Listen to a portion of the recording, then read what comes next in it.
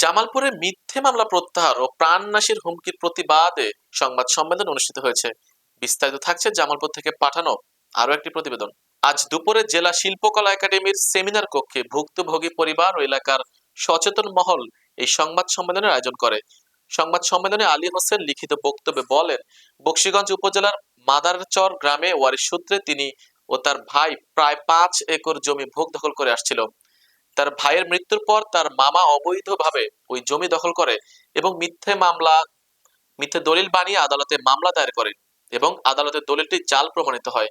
বর্তমানে তারা তাদের পরিবারের লোকজনকে প্রাণনাশের হুমকি ও হয়রানিমূলক মামলা দিয়ে আসছে।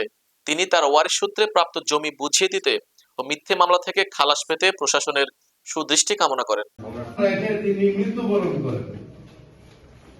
মৃত্যুবরণ করার পরে আমি প্রশাসনের কাছে এতটুকু আশাবাদী যে আমার নিরীহ ফ্যামিলি, আমরা অর্থহীন মূর্খ মানুষ, আইন সম্বন্ধে বুঝি না, ওই লোক বুধু এনে আব্দুল মান্নান মন্ডল, ইজ্জত আলী মন্ডল, ইয়াকুব আলী মন্ডল বাদী হয়ে ওই যুগ সাজসে বুধুর সহযোগিতা নিয়ে এই জাল দলিলের বিরুদ্ধে খাটাখাটি করে বা মামলা দেয় আমার আরো আর ভাঙ্গার।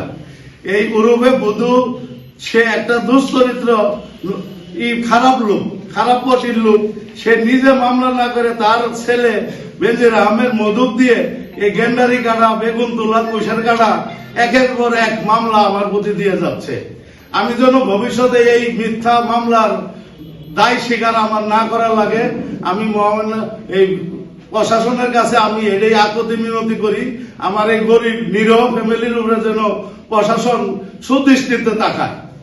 ওরা বুধু, বেঞ্জু, মান্না মন্ডল, ইজ্জত আলী মন্ডল, ইদু মন্ডল, ইয়াকুব আলী মন্ডল এরা আমগরে হরানি করানির জন্য বিভিন্ন ধরনের মামলা, কুশের কাটা, মরিচ কাটা, ধান কাটা এগুলোর জন্য ফেলাইয়া আমগরে খুব নির্যাতিত করতেছে।